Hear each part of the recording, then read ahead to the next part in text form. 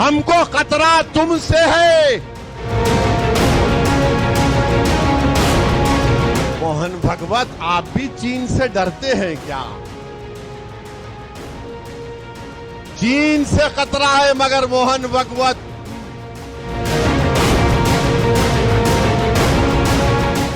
ओवैसी के डीएनए में ही भारत का खतरा है, भारत के लिए खतरा है।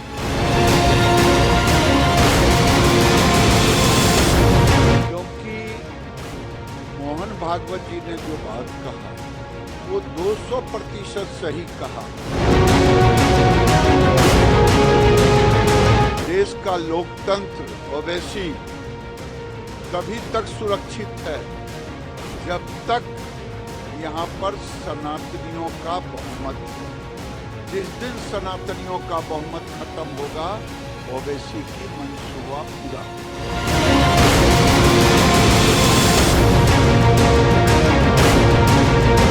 राहुल गांधी के दूसरे भाई बन गए हैं ओवैसी।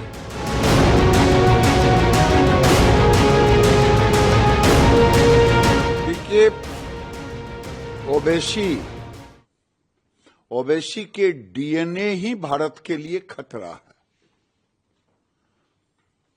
ओवैसी के डीएनए में ही भारत का खतरा है, भारत के लिए खतरा है।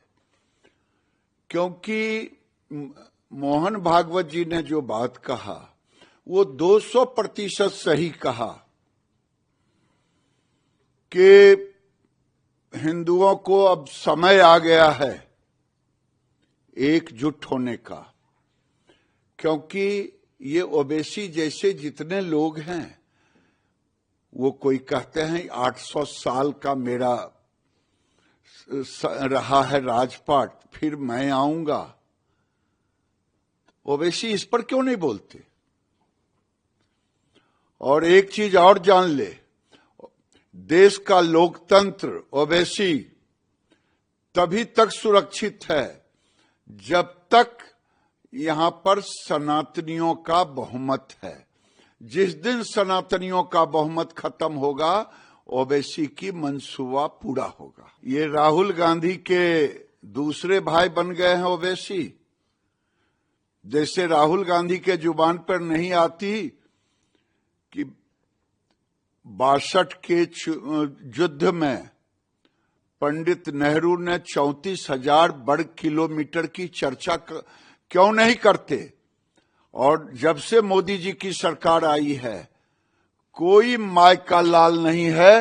राहुल गांधी भी तो गए थे चाइना बॉर्डर पर। एक साइकिलिस्ट लड़की जाके कही, ये तो यहां करके बयान दे दिए, वही ओवैसी है। बयान बहादुर मत बने। मोदी के राज में 1 इंच जमीन न कोई लिया है न लेने देंगे, लेकिन 34,000 वर्ग किलोमीटर जमीन, उस पर तो कभी चर्चा करो ओवैसी या टुकड़े टुकड़े गैंग या राहुल गांधी। आपने देखा होगा कि झारखंड में एक विषय उठा था, उसके बाद कई राज्यों में उस विषय को देखा गया कि झारखंड में हेमंत सोरेन के राज में इस्लामिक कानून चल रहा है। वहां शुक्रवार को छुट्टी हो रही है स्कूलों में, जो मुस्लिम बाहुल है। और ये मुस्लिम बाहुल हेमंत सोरेन के राज में हुआ। जब से हेमंत सोरेन आए, खुली छूट। और वहां आदिवासियों का जो आया कि 44% थे, आज 28% हो गए। इसलिए एनआरसी झारखंड में अति आवश्यक है, बंगाल में आवश्यक है, आसाम में आवश्यक है। वैसे तो एनआरसी पूरे देश में लगनी चाहिए, क्योंकि हर नागरिक का अपना एक आइडेंटिटी कार्ड होनी चाहिए। वो सही है, गलत है, भाई आइडेंटिटी कार्ड होगा तभी तो हम जान पाएंगे। एनआरसी को लेकर के जो ओवैसी जैसे लोग हैं, वही लोग हल्ला बोलते हैं। लेकिन अब देश के लिए जरूरी है, देश के लिए इसलिए जरूरी है कि विदेशी घुसपैठिए धीरे धीरे कब्जा कर रहे हैं और राहुल गांधी ओवैसी जैसे लोग इस पर जुबान चुप है। कितना अब है क्या, कल तो रिजल्ट आ जाएगा इस समय तक। लेकिन हरियाणा में कांग्रेस कहां लड़ रही है? क्यों कांग्रेस कहती है कि हम वापसी आएंगे? हरियाणा में लड़ रहे हैं तो हुड्डा लड़ रहे हैं चुनौती के साथ। इनमें दम नहीं था कि हुड्डा को नकार सकते थे। वहां तो हुड्डा कांग्रेस है, राहुल कांग्रेस नहीं है, भारतीय कांग्रेस नहीं है, आईएनसी नहीं है, वहां हुड्डा है। और कल रिजल्ट आ जाएगा, सबके सामने में देख लेंगे। भारत में ये टुकड़े टुकड़े गैंग जो भारत के खिलाफ समय समय पर, कि कश्मीर हो या कश्मीर के बाहर, ये लोग कौन हैं? फारूक अब्दुल्ला भारत विरोधी पाकिस्तान समर्थक, महबूबा मुफ्ती भारत विरोधी पाकिस्तान समर्थक, पत्थरबाजों की, और राहुल गांधी इन दोनों के समर्थक। इनमें हिम्मत नहीं हुई कि 370 धारा, यानी उनकी सरकार आएगी तो ये 370 धारा हटाएंगे। राहुल गांधी की चुप्पी, उनका समर्थन। समय कल तो सबका आ जाएगा, लेकिन देश जम्मू कश्मीर के चुनाव पर देखेगा कि राहुल गांधी के नेतृत्व में कैसे भारत विरोधी ताकत एक हो रहा है। अब वैसे अगर कहें महबूबा मुफ्ती और फारूक अब्दुल्ला अपनी राग बजाएं, लेकिन जम्मू कश्मीर में कांग्रेस हार चुकी है।